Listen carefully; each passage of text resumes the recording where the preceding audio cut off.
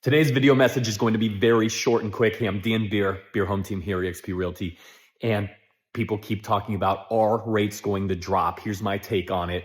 And I don't know about you, but I'm ignoring all of the noise of if the Fed chairman's going to be changed, if Jerome Powell will be out, if Trump's going to do X, Y, Z. Here's why. Let's just look at what we know in the facts. The only thing we know for sure is that the big, beautiful bill added X amount of trillions of dollars in debt to the American economy.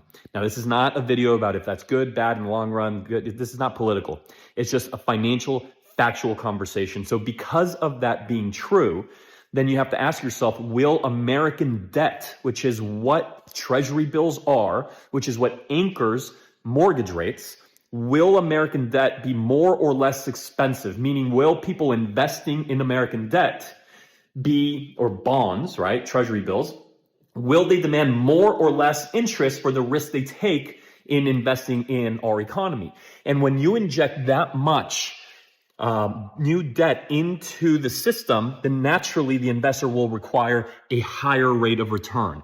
They will require a higher interest rate. And so because of that, even if there's countermeasures, even if the Fed moves the Fed funds rate, which is the only thing they can actually control, the rate at which banks have to pay to borrow, right, and then pass that on to us, even if that drops, even if there's countermeasures that would apply downward pressure on rates, the reality is because of all that new debt, I would say that there is going to be very little movement, maybe 25 basis points up, maybe 25 basis points down in terms of the rates that we end up seeing in our mortgages. So if I'm you, if I'm me, and I own real estate, I own a bunch of it, I am planning for years of basically being where we're at, plus or minus 25 or so basis points.